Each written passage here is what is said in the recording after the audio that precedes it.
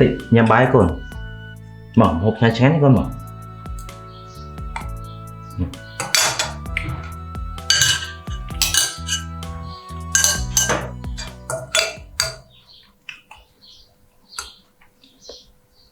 ទី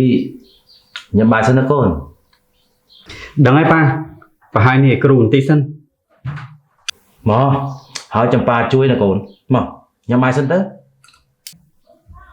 ជួយប៉ាយកពី AI ដែរប៉ាឯងដឹងអត់ AI គឺមកពីពាក្យ Artificial Intelligence is a set of technology that enable computer to perform a variety of advanced function វាជាបច្ចេកវិទ្យាដែលជួយយើងបានច្រើនប៉ាឯងនឹងថា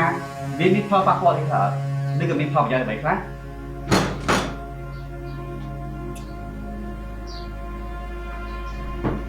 ប៉ាពិតជាមិនយល់ពីអ្វីដែលកូននិយាយនោះទេអញ្ចឹងចង់ជួយពីអីប៉ាមិនយល់ហើយក៏មិនចេះប៉ារៀនក៏បានតិចមិនច្រើននោះទេគ្រាន់តែប៉ា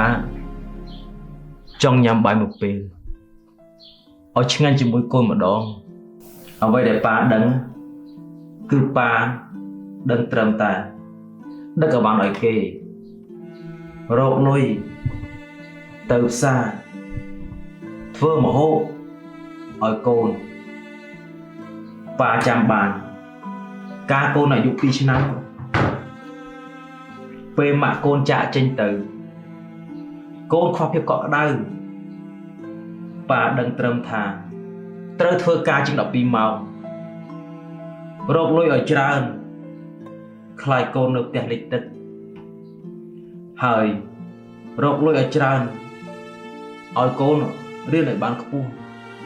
កុំឲ្យល្ងងដូចជាប៉ាគឺប៉ាដឹងត្រឹមតែប៉ុណ្្នឹង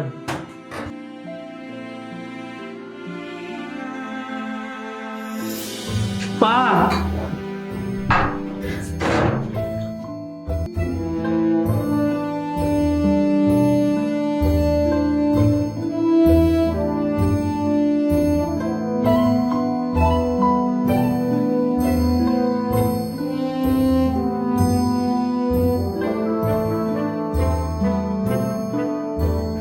តុអាហារគឺជាកន្លែងដែលចែករំលែកក្តីស្រឡាញ់និងស្ដាប់ពីរឿងក្នុងគ្រួសារ